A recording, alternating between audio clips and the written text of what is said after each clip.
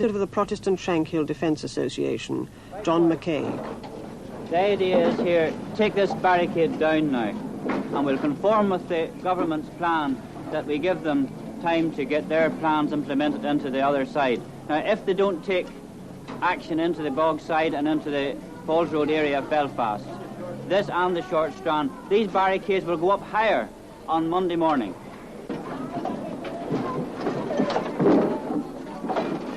Meanwhile, across the city, the army was having difficulty in Dover Street, one half of which was Catholic, the other Protestant. We've had a hold-up for some reason. They're just saying about it now. Hey, he wants you. Yes. Who's saying who? General Freeland saw for himself the subtleties of the sectarian geography of Belfast. Was it materials or, No, sir, or exactly where to put it? Exactly where to put it, I think, sir. Can I speak? Can I speak? Can I speak? Of course you can, everybody. Well, we live in Beverly Street. Oh, yeah. This is Beverly Street down here. What's they putting a barrier here for? And that street land either. And us land, yes. Yeah, should be down I the think street. we better leave it to whoever's arranging it. Exactly. Yes, well, way to see about it. There's a way to City Hall to see about it. Oh, have they? They've gone now, have they? Oh, yeah. That's Me, good. come. We want to try and get everybody to agree where to put it. Yes, but this was arranged in the City Hall, sir, where the barrier was going. Was it? Between the councillors. Well, they're the people who've got to say where to put it, because we don't know. Yes, they have already said where to put it. And that is the wrong place. I see. And I have tried to tell them all I see. morning. I see. Well, they probably don't quite know. We'll sort it out.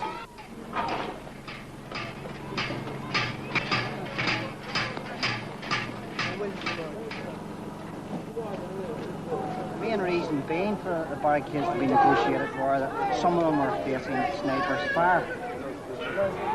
And now the one down there and this one at the very top were the ones that were facing the snipers' fire. And they were negotiated to be not necessarily to be taken down. Well, we didn't get that privilege of even speaking to you. Somebody has decided they can come down. Not up to me. I'm here to see it goes down fairly and squarely, okay, without trouble.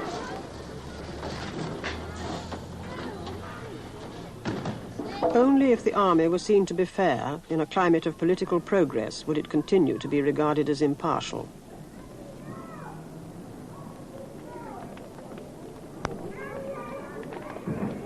However, no major political initiative was taken.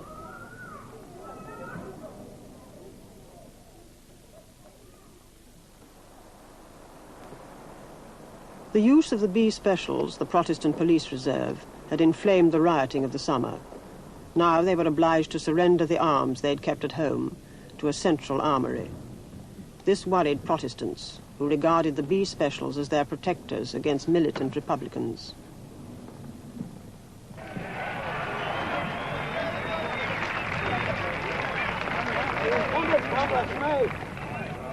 Paisley voiced Protestant fears. The government will find that they will not be able to jackboot the Protestants any longer into the ground.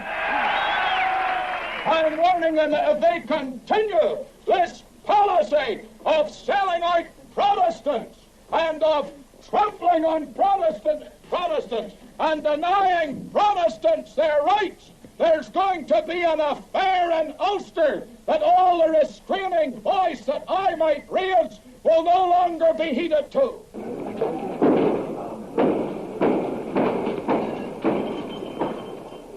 On the day after a government report had recommended the abolition of the B Specials, Protestants rioted in the Shankill Road and confronted the army.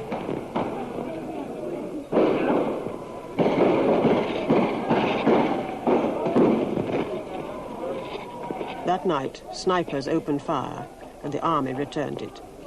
The rules are extremely clear, and every soldier knows this, too, that if a person is shooting at us and our lives are in danger, and we can identify the person who's actually shooting at us, then we may return that fire with one round, and we shoot to kill.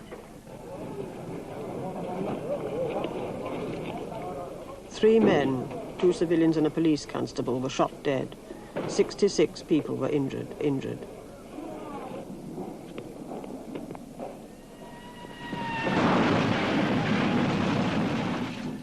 The The following night, the army drove into the Shankill Road and searched the area for arms.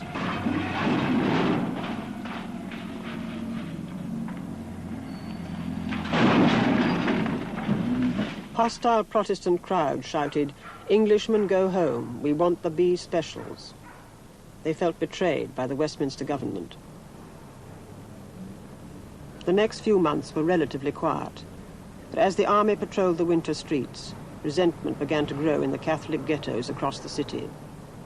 A series of armed searches began this process of disaffection with the army.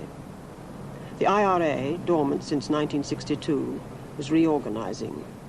A split in the movement led to the emergence of the Provisional IRA, committed to the use of force.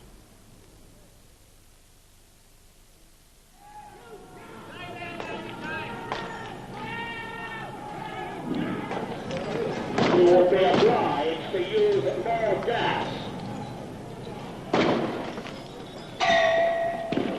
A Protestant march had provoked a riot in the Catholic estate of Ballymurphy.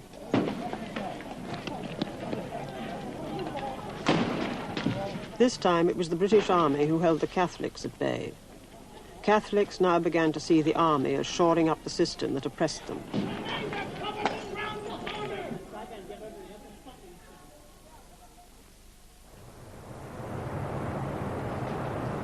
The Provisionals' bombs were directed at commercial targets in the centres of Belfast and Derry. By forcing the army to protect the city centres, they hoped to deflect them from the Catholic ghettos where the provisional organisation was developing. Protestants were incensed by the campaign, since their businesses were its main target. By the end of June, there had been 54 bomb explosions, not all of them the responsibility of the Provisionals. No one had been killed.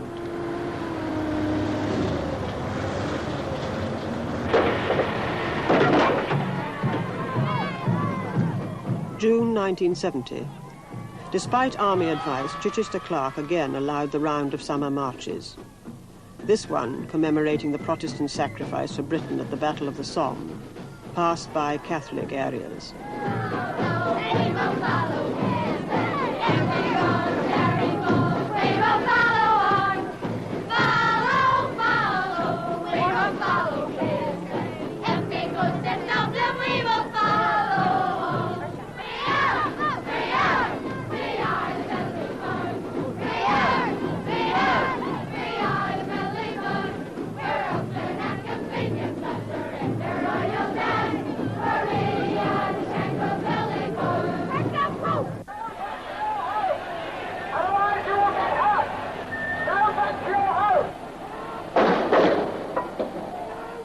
Rioting was inevitable.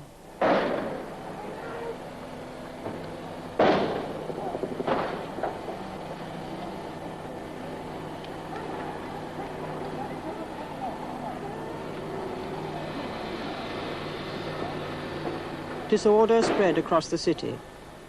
After this film was taken, in the tiny Catholic enclave of Short Strand, surrounded by Protestant East Belfast, the Provisional IRA used guns for the first time to defend one of its districts. In the middle of these disturbances, the worst for a year, Reginald Maudling, Home Secretary, arrived in Belfast. First of all, I think there is an impression in some quarters that the change of government in Westminster would mean a change of policy towards Northern Ireland. This, I may assure you, is not so. There is no change of policy towards Northern Ireland. It's our intention to support the Northern Ireland government in the programme which they have set in hand.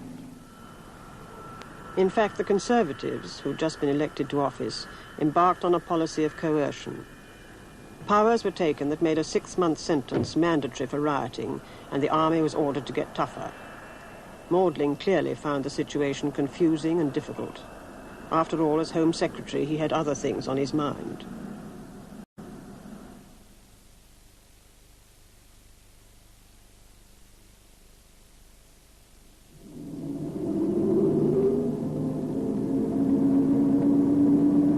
Arms searches were alienating the Catholic community. In the lower falls, a search which produced 100 guns involved extensive damage to Catholic property. A curfew had to be imposed to stop subsequent rioting.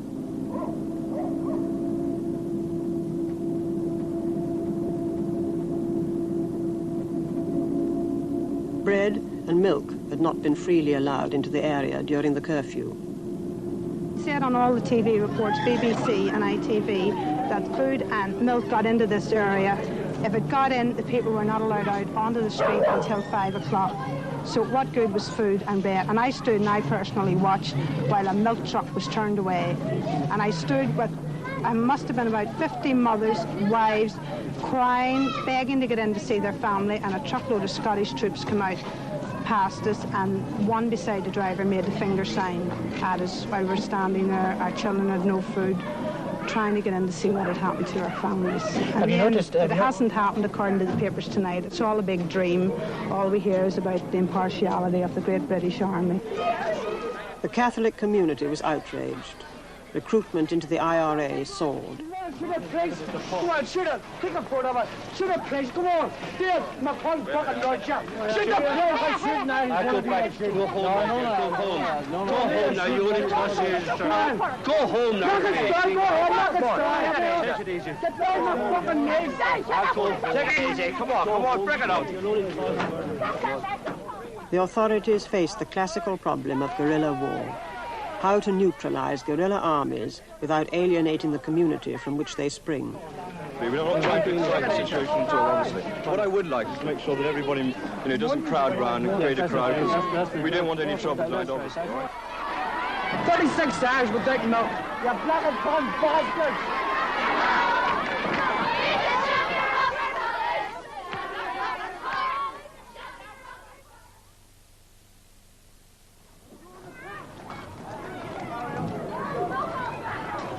In the intervening 7 months, over 4,000 homes, mostly Catholic, had been searched for arms.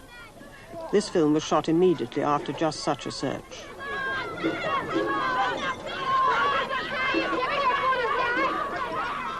sticking your foot down. Oh, look, Craig, there's one way cameras on them bastards, and them's one way fell. Go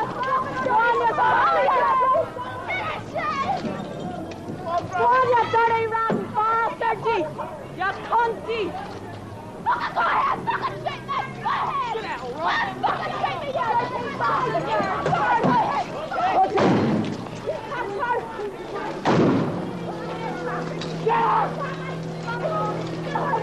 Are you sick of no effort? Are you fucking watching them dirty rotten? Are you ready?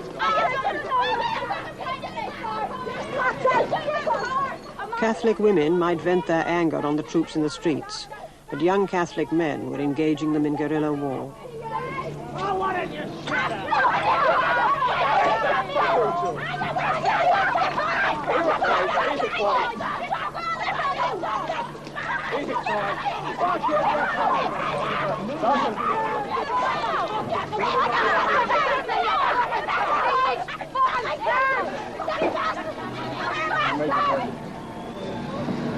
watch your back!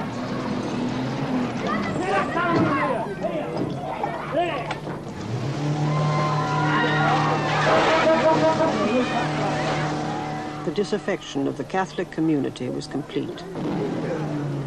When they come again, and again when they come out.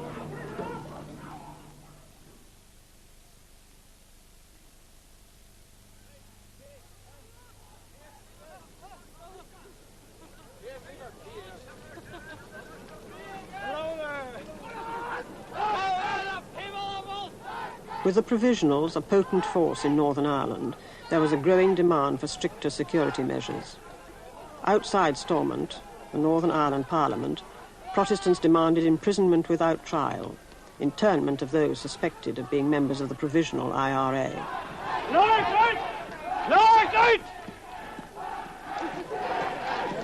Lord Carrington, British Minister of Defence, met Chichester Clark on Saturday the 20th of March 1971.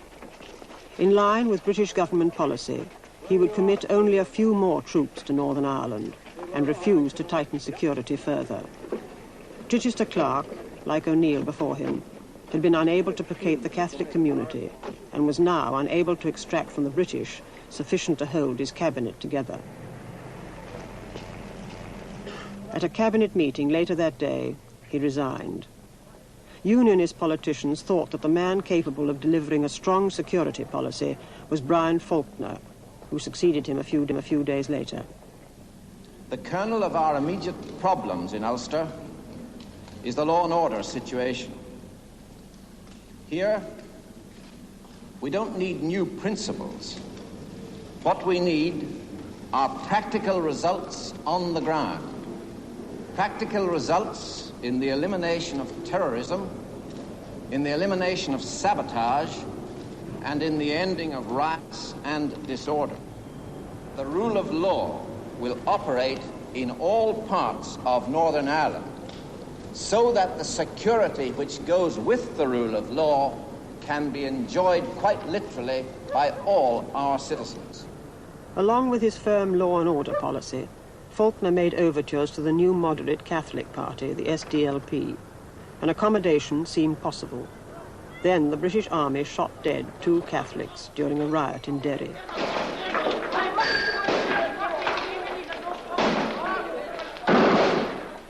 The rioting intensified. The SDLP could no longer cooperate with Faulkner.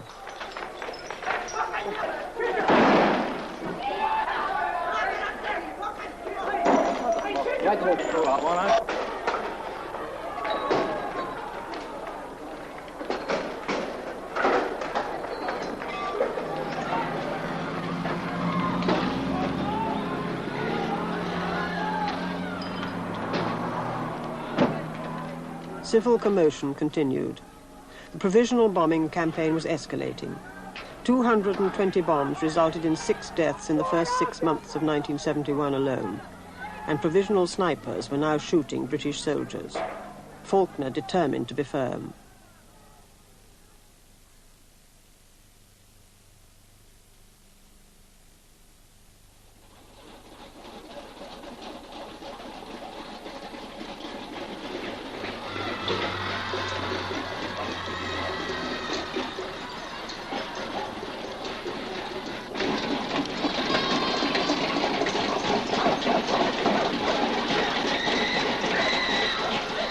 The rattle of the bin lids gave warning of internment.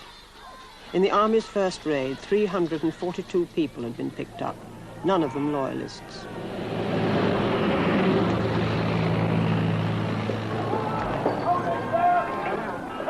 At 11:15 that morning, Faulkner, Home Secretary as well as Prime Minister, held a press conference.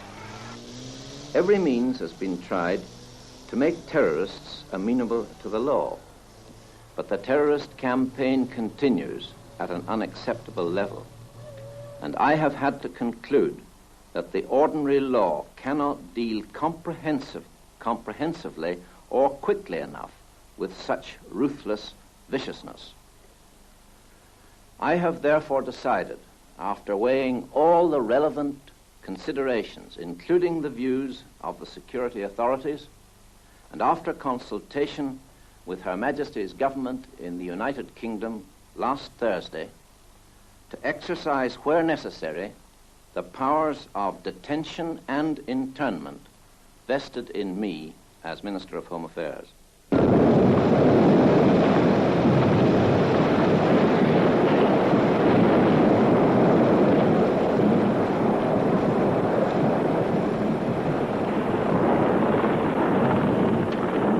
There was a violent reaction by Catholics. Shops and factories were burnt.